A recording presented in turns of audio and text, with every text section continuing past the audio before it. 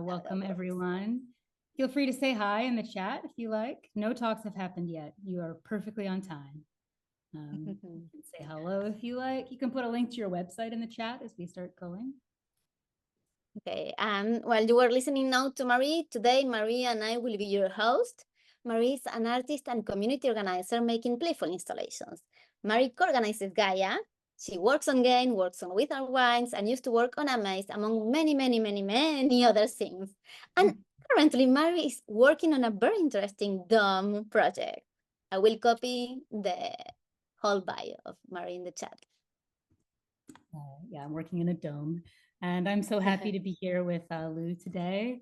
I'm a huge Lou fan, as is I think everyone who knows Lou. Lou is a game curator and cultural producer. And at the moment, Lou is doing 10,000 things, including being the artistic director at Now Play This, co-producing Gaia, and running the Game Studies Journal in Argentina. Thank you, Mari. And we're missing Jim Munro and Shaleb Moran, who are our partners in crime behind Gaia. This is the fourth edition of Gaia, right, Mari? The first one was in Buenos Aires in 2019. Then we had the pandemic edition. We hosted 9 sessions for over 2 months. Then we did the Toronto one last year. And we're planning a Barcelona edition next year. In person, September, we'll be launching the open call by the end of the month, approximately. So stay tuned for that. And we decided to create this experiment, these online sessions in between editions, because otherwise it was like too much time in between. But having an in-person edition every year, it's also quite difficult on a production side. Many of you are producers and know about the difficulties of organizing international events. So here we are. We have an amazing program. Yeah, so I'll just give people who are maybe new a recap into Gaia. So Gaia Game Arts International Assembly is a global think tank, or a network, if you like, designed to foster and support and grow the game arts community around the world.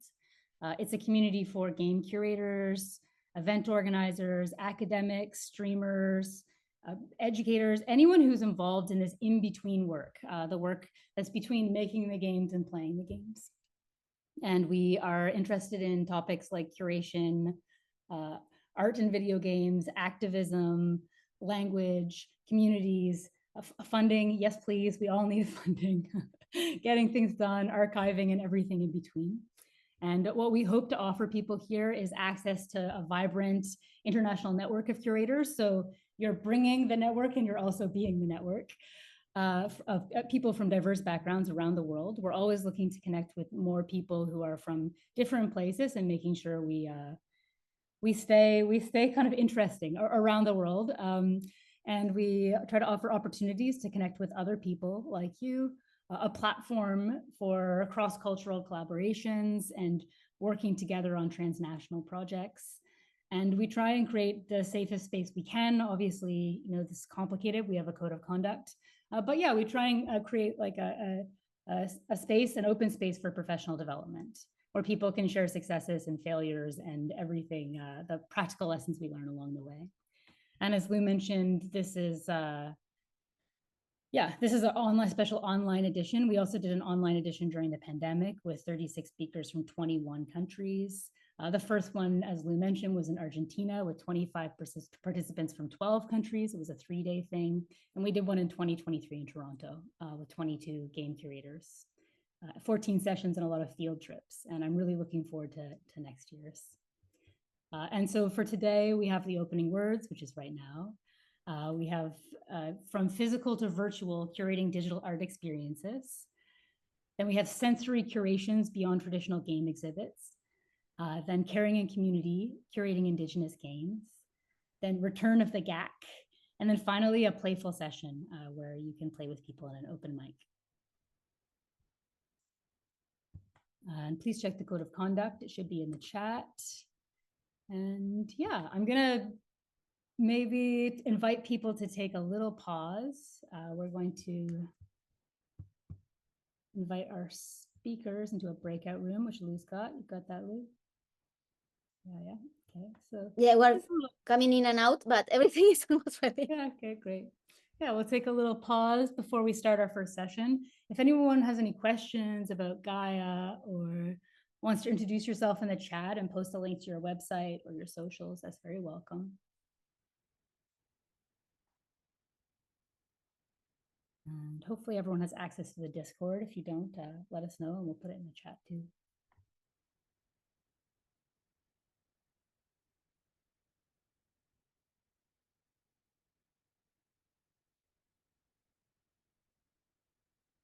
And what I would love as we pause, when we talk about Gaia, we say it's for these people in between the people making the games and the people playing the games. Obviously, many of us do all of the things. The word that we have right now is intermediaries. And that is a, $300 word. Like, it's so long. Intermediaries, it's not the most friendly word. So I'm wondering if people have another word for this experience, the people, the curators, the event producers, the educators, the tinkerers, and archivists. The game Discord. Yeah, exactly, Saga. Yeah, put a link in the chat.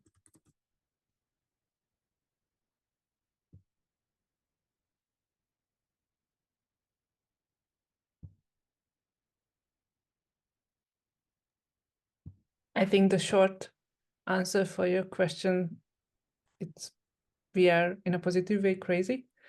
This could be like, We're big dreamers. yeah.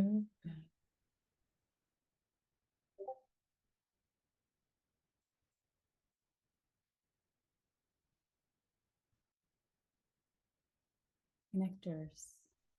I think connectors feels easier to me than intermediaries. And we also have this challenge of people speak many different languages, and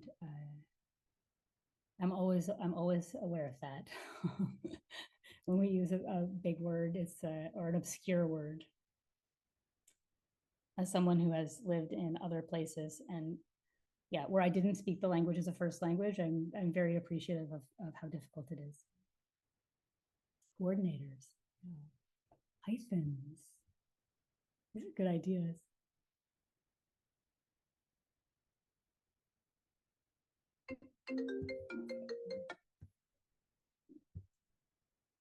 What are we talking about?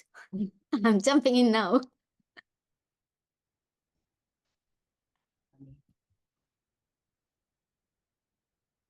Oh, cultural managers.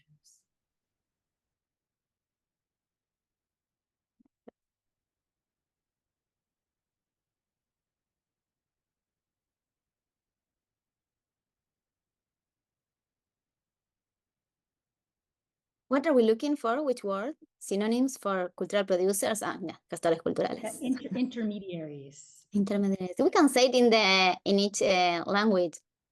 Yeah, that'd be sounds.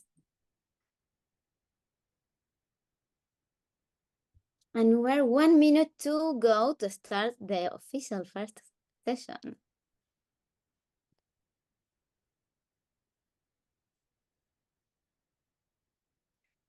Yeah, you wanna go, sorry.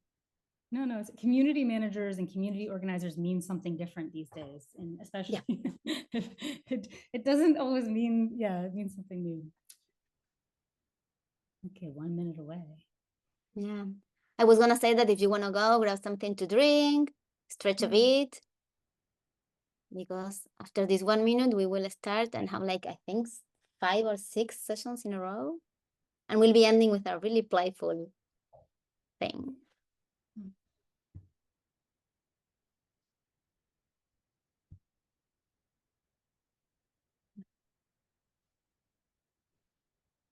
Okay.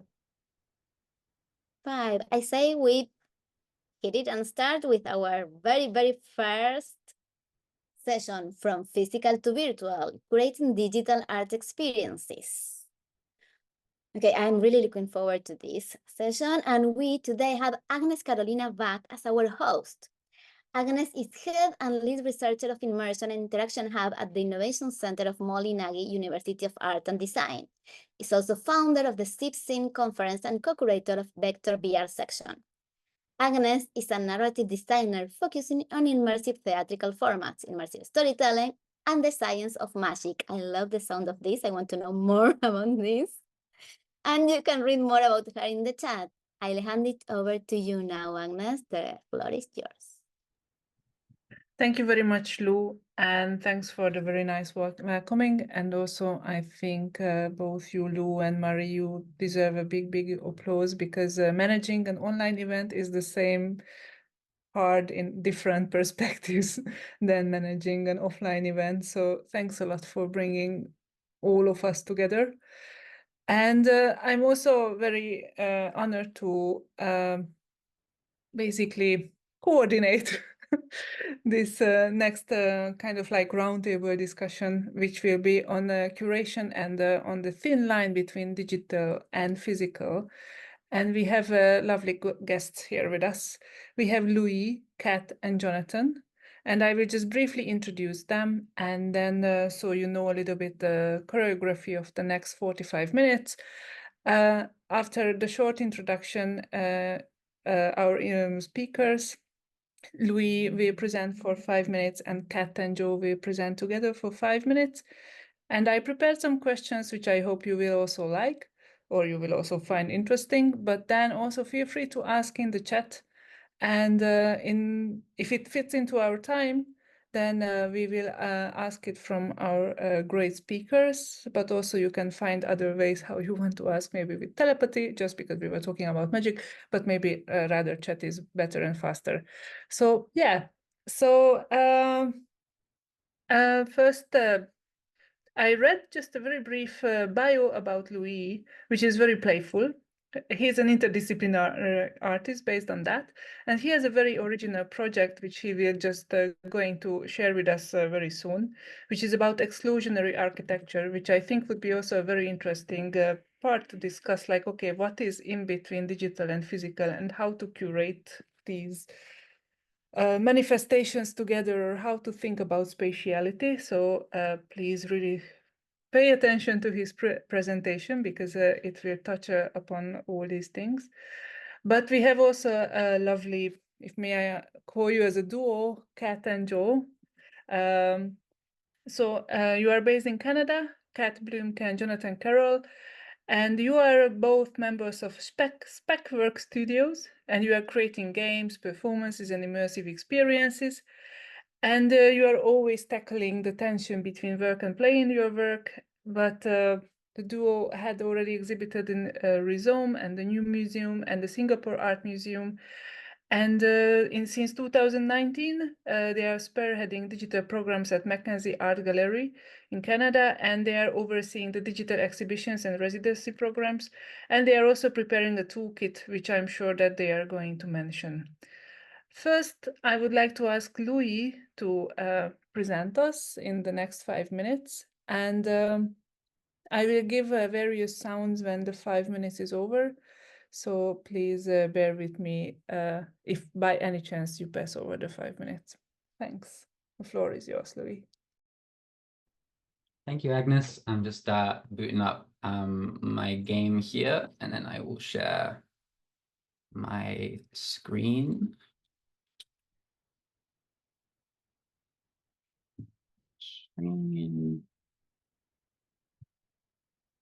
Okay, I'm going to assume you can all see that, because I can now no longer see anyone else.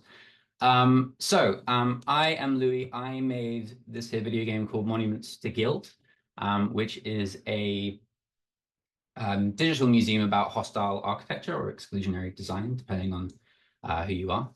I'm not going to talk too much about like the actual content, because the game exists and you can sort of go check that out.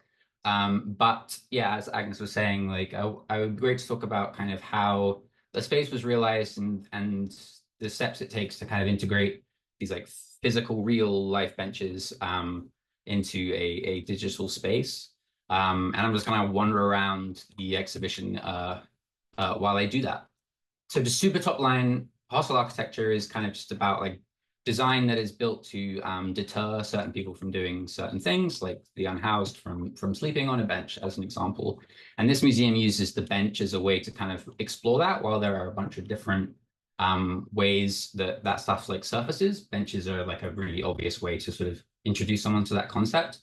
And one of the things that I was really interested in exploring was the sense that like I have that video games and museums are like really, really common. They share a lot of like common mechanics, not to sound too hokey.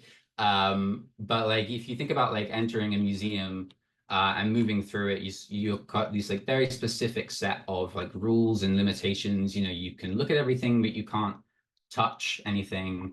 You sort of go through the thing, you hit these sort of narrative or information points, and then you exit and you sort of walk away either learning something or maybe you didn't. And that feels very similar to video games to me. They have these like very specific set of limitations that's kind of really fun to play in. And when you mix in this sense of like hostile architecture into that, it feels really natural. And it just all felt like such a nice fit that I kind of couldn't help myself but do it. The other thing I was really interested in was around the kind of white space aesthetic and what that really means these days. Like I think like it's interesting that, you know, this kind of style, this kind of design was originally around kind of, you know, making sure it was bringing focus to the artwork.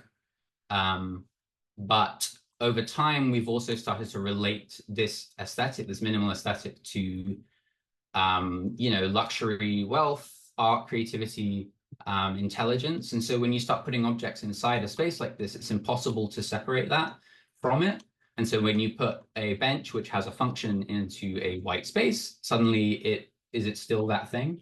So those were all kind of like, that's kind of what I was trying to achieve, like setting out making this thing. And to do that, the kind of decision was around how do you set up the space for the benches so that it feels natural and correct and doesn't distract from, but doesn't overwhelm the player. And I ended up going for like this relatively realistic visual aesthetic, partly because the benches themselves, based on real life benches, had to be as detailed as I could possibly make them with my skill set. So the museum kind of needed to like rise to that. You know, it needed to be on the same level as the benches. Otherwise, I felt like there would be too much focus on the benches. I can't quite figure out how to describe that in a better way, but it was really important that everything was at that consistent level for it to feel natural.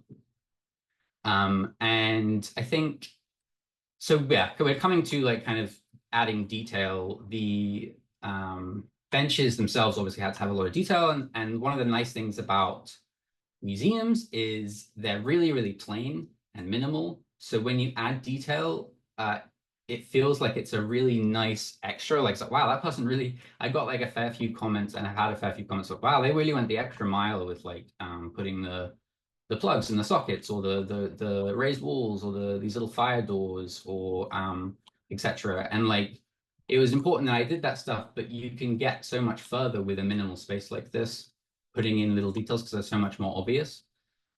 It's so much more clear that there's like a little grate over here when you're standing by this bench than if you were like in a big flashy video game scene with like lots of stuff going on.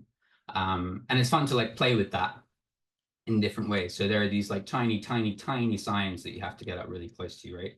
And it's just playing with the fact that you can kind of see it because there's just nothing else around. And it's a really nice way of like, it's a really nice way of being able to add detail and play around.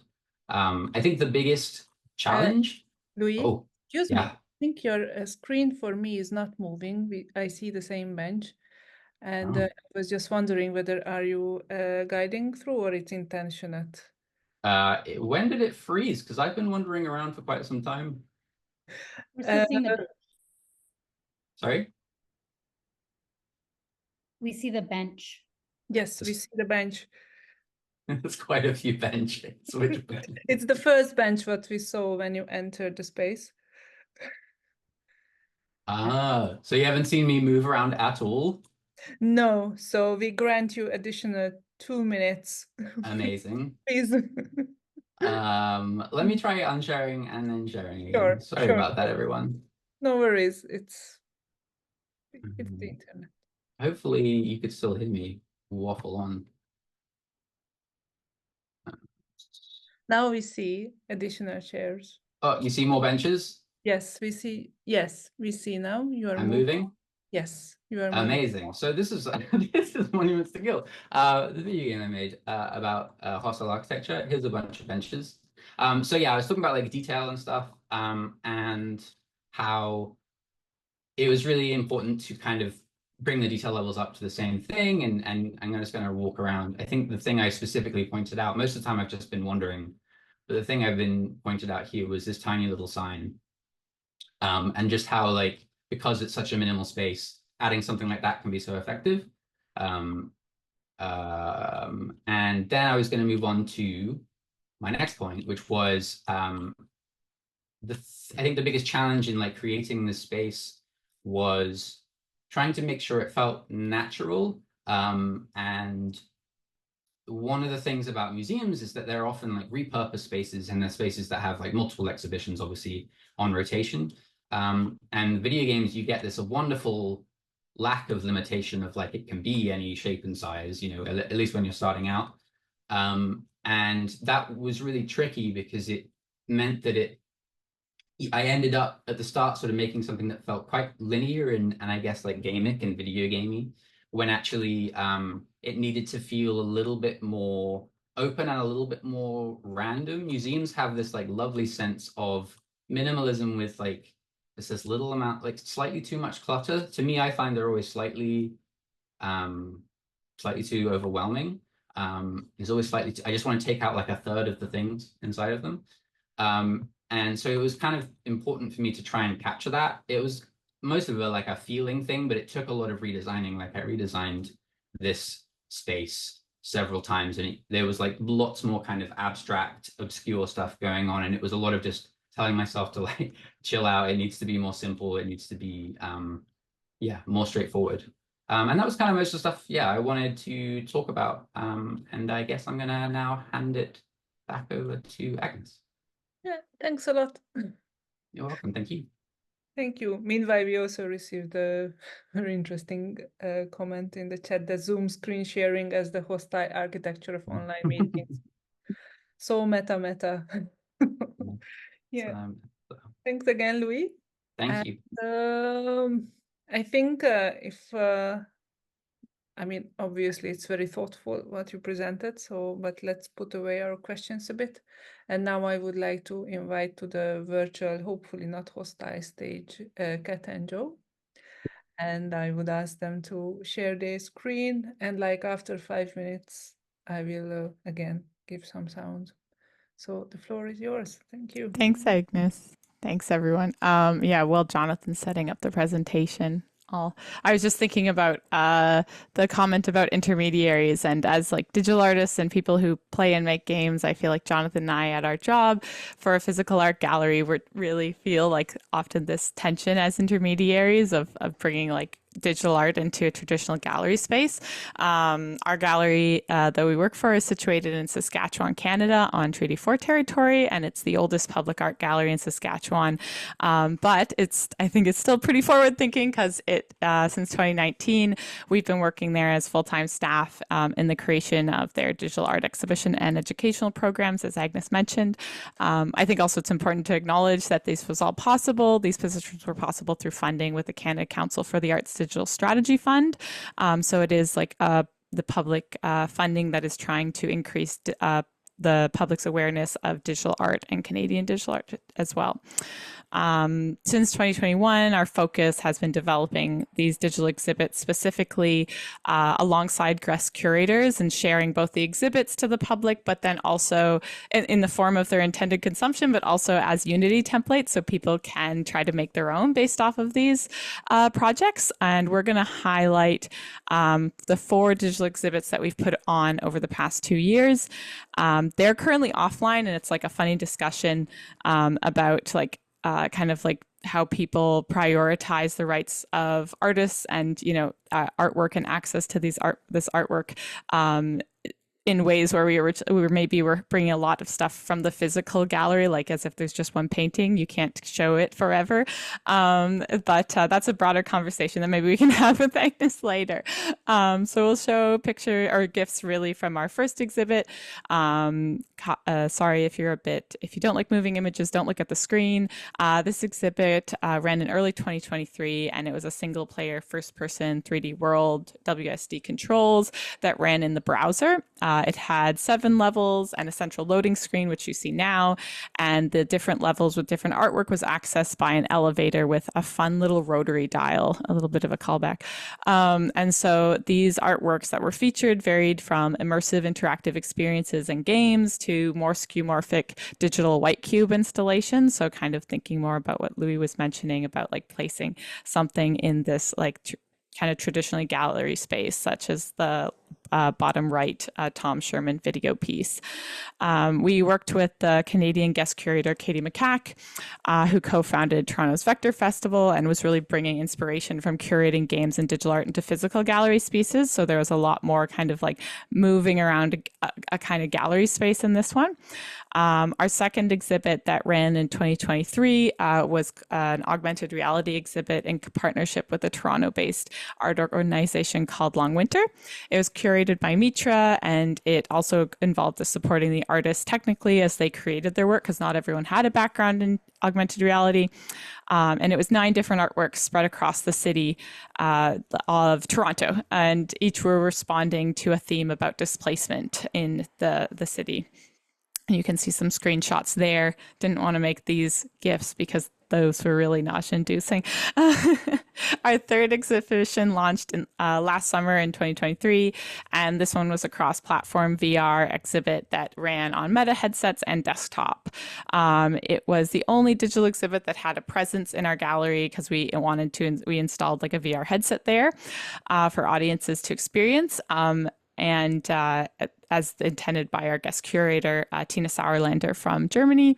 And it was 7 international artists that were featured that were installed in this open world, multi-user 3D environment that also supported voice chat and audio.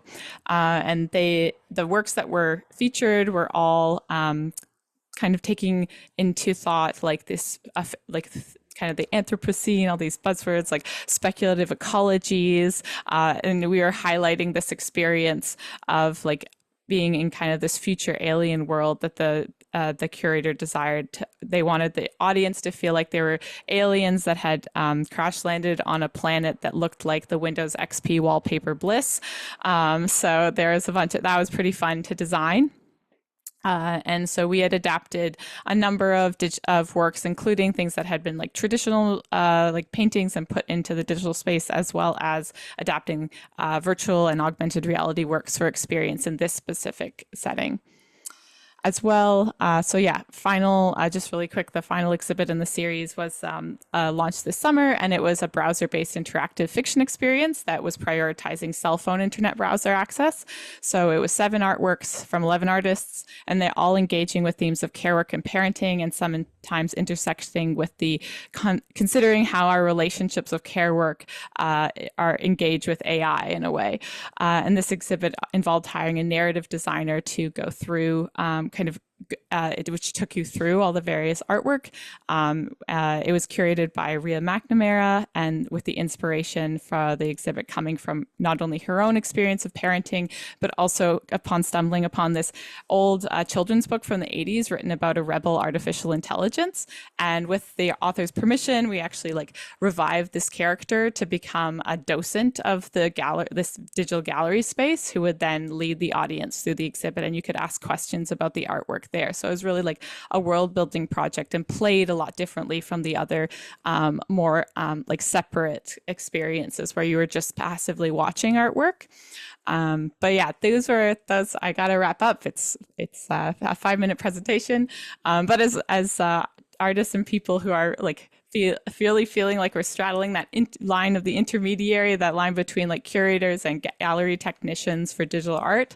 It's really exciting to be here and talk about everything that's changed in the past couple of years of how people experience digital art online and through their computers. So thank you. Back to Ágnes. Oh, thanks. Thanks, Kat. It's amazing. It's very inspiring material what you presented. I also liked very much that you also have more accessible formats than designed in Unity. And like I'm really planning to check out the last what you presented, the witching hour. Yes, that wake window's witching hour. I'm very curious. But yeah, so thank you both. And to warm up everyone, if our audience have questions, I would actually start because in Louis' work was also very, very much there, but also in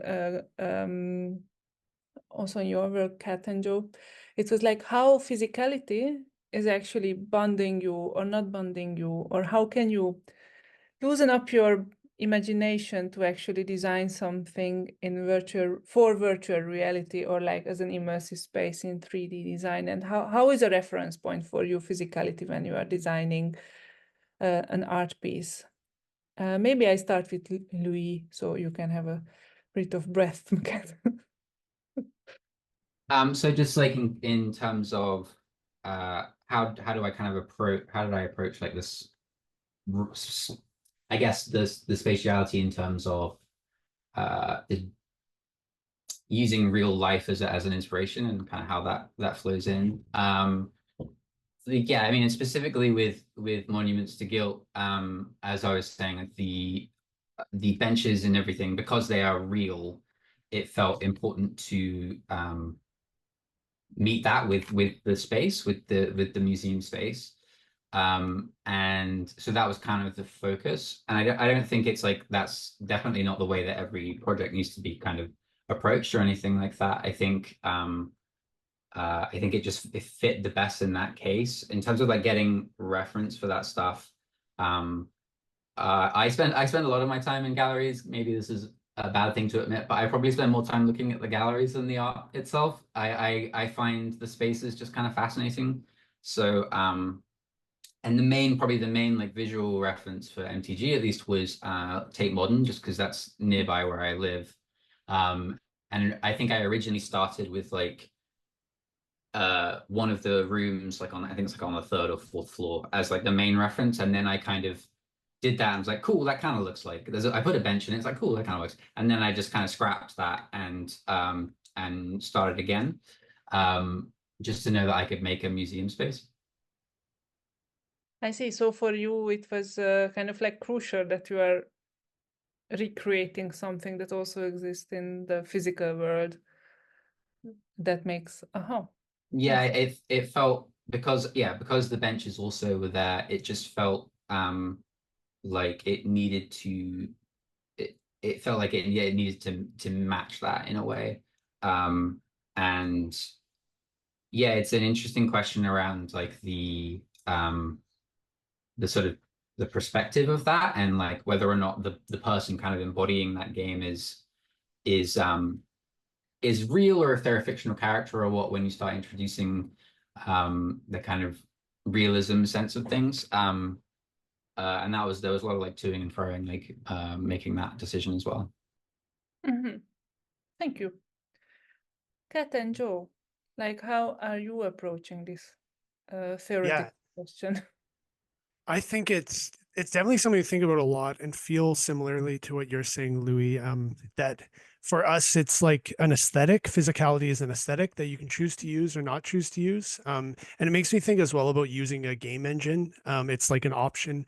Physicality is an option that a game engine like Unity provides, where you can just turn physics on or off. You can choose whether or not you want to simulate physics for an example of one aspect of physicality.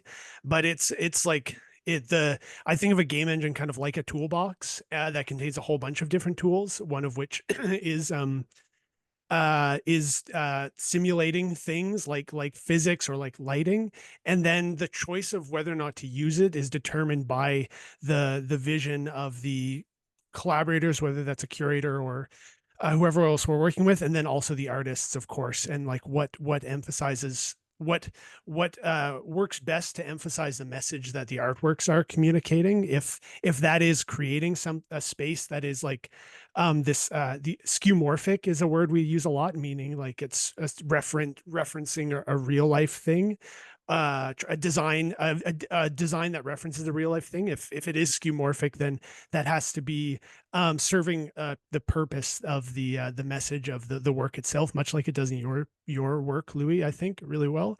But it was going into this project specifically of working on this digital exhibition toolkit and looking at how we could help curators and artists present digital work in digital exhibitions. We wanted to move away from the assumption that everything had to be skeuomorphic, and instead it's one of the choices that you make you got to make it pretty early on in the process, obviously, because there's a lot of other decisions that follow after that that are dependent on whether or not you're trying to simulate reality or not. In the example of where we're not doing something that is physical in the way that I'm thinking of physical in this question is the last project that you were mentioning, Ágnes, Wake Windows, where that is a simulation of both a phone texting interface and a desktop interface in this more kind of like DOS. So there's still simulation and it's still kind of skeuomorphic in a ways, but the referent there is a digital space. It's not real life. It's not 3D virtual space with all that comes with that. The other two shows we did, yes, they were kind of simulating gravity, for instance, lighting and 3D movement through 3D space. But yeah, it depends on it's like making an artwork. It depends on what you're trying to communicate and how you can balance the form of the thing with the content. Mm-hmm. Thank you. I really appreciate that you are actually introducing new kind of terms that helps us to like the skeuomorphic. I'll put it in the chat. That's a tough. Yes, yeah. yes. I think like that's something that actually the community could take it, because I also often I'm struggling what kind of words to use. Just I would hijack just for maybe for 1 minute, because I'm also mentioned, and like in our previous discussion, you told that you are preparing a toolkit, and if you can just tell just some very basic information, like in 1 minute, like what will be this toolkit and when it will be available, because it sounds very promising.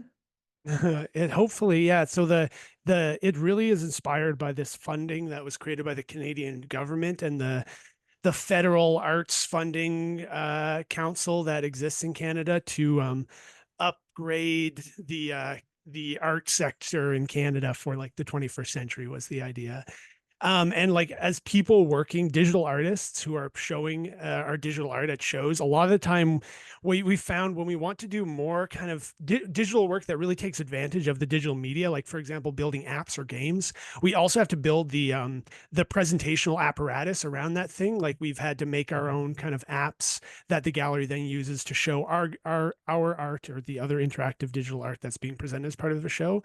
So part of what we're trying to do is kind of automate ourselves out of being required in that process, where like, what if there was some templates that made it easier for art galleries to use Unity, the game engine, I know Unity isn't the best choice, but none of the choices are very good because they don't except like yes, until artists build their own tools, which is kind of what we're trying to do, but it's built on top of Unity. And how can we make it so that curators, galleries, and artists can use Unity to create digital art presentations? And so it works in two ways. It's kind of this a set of different things, different tools to put in the Unity toolbox to make it easier to present digital art in different ways. We also have a kind of what we call a standalone version, which I do think of more as this exciting type of like a tool for artists made by artists that it's an application built out of Unity that where you can kind of like import artwork, place it in a 3D space, and then share that exhibition with other people. You can even then import it back into Unity to do more, so that, for example, a technician could do more robust design on the space you're trying to make. So we kind of have two tracks that we're thinking of, where there's like the more technical GitHub repository version of the toolkit that you download into your Unity project if you're someone working with Unity, or there's the standalone application that the ideal is that anyone could use that to then like plop in the different artworks and share that with other people, or yeah, bring it back into Unity to edit it more. Thank you. Meanwhile, if you can put some links in the chat where we can expect these, that would be super. Oh yes, so we're Yeah. kind of, it's the end of the year pretty much is when we're hoping to have everything released. Like, so we're working on a publication to describe this process that we've been presenting, as well as the more ready for public consumption version of the toolkit itself. So yeah, Kat will post that. Thanks a lot. Thank you. I turn now a bit back to Louis, but also then back to you, Kat and Joe, because what I'm interested is just very simply to ask, like, how do you find your audiences, or how the audience can find your work? And I think, Louis, if I understood correctly, you work as an independent indie creator. Like, what is the structure or what is the out of the structure, how you can operate and how you can meet the audiences, which I think like for Kat and Joe is different in this situation. But can you tell a little bit about like your procedure? Yeah, sure. So I think I'm a little bit of a weird one in that case, because like game dev is definitely not my full-time gig or anything like that. I work as a designer in a different industry. And Monuments to Guilt was the first game I have made. And I was really just doing that, like kind of, I do work freelance, so I had a lot of free time. So I was really just doing that in my free time, and I wasn't really expecting it to get much of any traction. I did like no press for it. I just released it on itch.io, and I got really lucky. It just got picked up by a couple of different YouTube things. So like in terms of like finding the audience, I didn't really have any kind of a plan for something like that. So I'm really grateful that it kind of managed to get out there. Yeah, it's not particularly inspiring. But... So you let it go, and then the itch.io community. Yeah, I let it go. I'm trying to remember what I did do. I think I knew like one or two people in the kind of Twitter game dev space, and I just said, hey, do you like this? And they sort of liked it and maybe like retweeted it. And I think it picked up enough traction that like a YouTuber or two just kind of picked it up and shared it. And that was kind of it for me. It's well over any expectation I ever had for it. I was really not even really imagining anyone would play it, because I just don't have a connection to the industry in that way. So you planned an empty room. Exactly. That's my audience, is an empty room filled with benches. I can't believe you shouldn't do that. It's really amazing. And I think it's really makes us to reflect also on real world objects, what we have around and like in digital space. So yeah. Kat, Joe, like I don't have that much information, like how you plan to work with this audience engagement, also with the Mackenzie Gallery, also with your own with the spec work. We're with the art gallery we work for, we are lucky to work with like a team of people who helps us out with that sort of thing. And also like the mandate of the art gallery itself is very community oriented and regional. It's kind of the goal of the funding we received was really to help foster, part of the goal was to help foster a digital art scene in the prairie provinces. So Saskatchewan is kind of it's quite remote relative to there are no international flights really from the airport in Regina to other places, so it's a remote place for that reason. So one thing is that the galleries really emphasizes like the local communication of these things, which is a cool way to work with digital tech, because it's so often we're thinking of the way that the the whole world is going to communicate with us, like, which is what's great about this conference. But then at the same time, we were working with international artists, international curators, and so the involving people from all around the world is a great way to like tap into those networks, like each person's individual network. And then the other, like, just in terms of design choices that can afford more like audience like bringing in audience members, multi-use, being able, if you can design a multi-user space, that's a great way to make something have that kind of like viral quality, just in terms of if someone's experiencing the artwork, they can, or someone's experiencing your exhibition, digital exhibition, they can invite their friend to come check it out with them. And that kind of like also has this multiplying effect. With technical hurdles. And then for our own practices, we also mostly just post stuff on itch and like hope for the best, but we also do like lucky enough to have some like art shows that happen sometimes. So we kind of rely on physical space as well to like to spread the word about our digital projects. We also have a printmaking practice, Kat and I do. So we like to show at zine fairs or book fairs, and we do a lot of augmented reality print works. So that's where you have an app that works with a printed piece of something. And so that I find that's also a good way to, it's all physical stuff I'm thinking, because I don't like using, I really don't like using Instagram or whatever the other options would be. Yeah, we usually, I mean, you summed it up, Jonathan, but we definitely kind of the being people who make games in a very much like art, like kind of this rigid institutional context, it definitely is always a challenge, and in trying to find like new ways to bring more people into the space that they feel comfortable. You'll notice in the links that I shared, there's like a very large section of instructions for every exhibit, for varying like on just like really technical stuff, like, okay, you need to like if you're trying to get this to work on your Meta headset, or just like how do you move in a 3D space for those who aren't comfortable, because we do intersect with that, like those populations quite a bit through the work that we make at the gallery, and even our own personal audience, like personal work audiences. So instructions, we meet them with instructions. Thank you.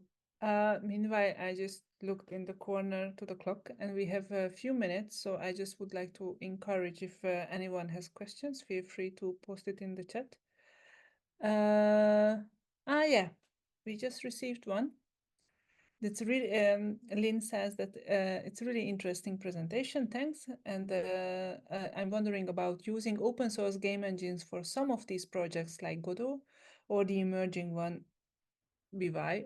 Sorry if my pronunciation was not good, because I never heard about that yet. So maybe that's difficult in the institutional context. Any thoughts? Yeah, we think about this all the time. Previous to, or slight digression, but previous to working on this digital toolkit project at the art gallery, we ran a series, it was kind of in preparation for starting to think about how to build artist tools made by artists for presenting digital art. We did a series on Flash and the death of Flash as kind of like this example of like corporate control of creative tools and the effects of that. So very sensitive to, maybe self-conscious even about using Unity for this. But it's just what I've always used. And there's like a resource thing personally of like, it's what it's something that we could get started with the fastest as possible to try to build out this toolkit. If we were to do it again, or going forward, we're definitely going to think of using Godot, but at the same time, I think open source is definitely a superior option, but everything is fraught with compromises. Thank you. Thank you for the answer. I would have now a question to Louis, because I mean, it's also relevant maybe in some perspective to your work, Kat and Joe, but while I was looking at the hostile architecture in this gallery space that you recreated, I was wondering, like, if I imagine this as a digital exhibition, then for me as an audience, where should be the focus, on the whole exhibition and the experience itself, or on the artworks that you place there, since it's mimicking a real world?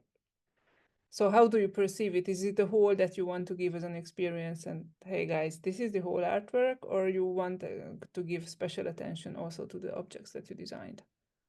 So I think there was definitely something that I would go back and forth on while I was making it a little bit, like what the focus kind of was, and I knew that, you know, like I know that like I am just quite interested in a museum separately, and I knew that I was quite interested in these benches separately and art as a whole, and it felt like combining all of them into one felt like a really clean, easy, almost like an obvious thought. Like, oh yeah, this just all just kind of fits really nicely. I wouldn't want to prescribe anyone like you should kind of examine it just this way or that way in terms of like how to take it. And there's been like a lot of, I think because hostile architecture is such a kind of a poppy, like quite an easy, almost entertaining thing to like spot for people. I think it's one of those things that's got like a lot of, when it's come to feedback, it's a lot of different interpretations of some things. There's some stuff in there that like I didn't intend, and it's just me being bad at my job. And there's some stuff in there that's like absolutely intentional, and I would hate to like detract from either of those things. But yeah, I guess from my perspective, I was interested as a whole, and so creating it, that's kind of yeah. There were times definitely as well, like on that point where the museum definitely had a more hostile element to it, like it folded into the benches aesthetic a lot more, and I pulled quite a lot of that back over and over again, because there was a balance to find, and I think I found it. I probably can't put it into words. Oh, thank you very much. We received a question in the chat, so in our last couple of minutes, I will read that, and then I would invite you, I think, first Kat and Joe, to answer maybe because the question is like that. As someone who works in the mainstream games industry, I'm curious to understand, when a project with an art institution starts, how clear are about what they want? Do they give a full creativity, or do they put a lot of constraints? I can start with this one, and maybe Jonathan will finish. So it really depends on the kind of scale of institution. Like in Canada here, we have a number of different lots of different types of public organizations / institutions / museums that promote art, and that can include digital art and games. But the kind of like funding, the scale, and the organization of that, like how many people might be involved in the projects, are always quite varied. So, for example, the Mackenzie Art Gallery is is a fairly large organization with a big building, probably I think 30 employees overall, but definitely the digital, there's just mostly Jonathan and I who are involved in the digital program operations. So we'd involve other people in the gallery, but people would just sort of work with us, and we'd be expected to like scale a project and approve of its like the kind of scope of what it might contain. Gallery, institutions will usually be very reliant on contracts, and things can take a long time, and just to get through all the paperwork, and that it works in a very different, I feel like I haven't worked in the games industry, always just been on the periphery, but I think it works a lot slower than most people expect in the institutional space, when people are working on contracts over like months, let's say, and things are usually planned out with years in advance. So I think you can enter like a relationship with a more ad hoc organization or something a bit more grassroots, like we did with Long Winter, where there's a lot more things that are possible as long as you can bring that to the table. But then working with larger institutions just usually means following their rules, and a lot of those rules are put there to protect artists and actually the contractors as well. Do you have anything, Jonathan? As artists working, a lot of the time it works the same as if you were making an artwork, where there is, in terms of the content of the artwork, it's pretty much you're being curated into the show because of your art practice or the specifics of the piece itself. So oftentimes I think, compared to like if you were working with a publisher, for instance, in the game industry, there would be like relatively no constraints on the kind of from the side of like the content of the digital art that you're making. Thank you. I looked again at the clock, and I think with this topic, we have to finish. If Lou can also confirm this, please. Yes, we're on time. Thank you very much, Agnes, for the wonderful hosting.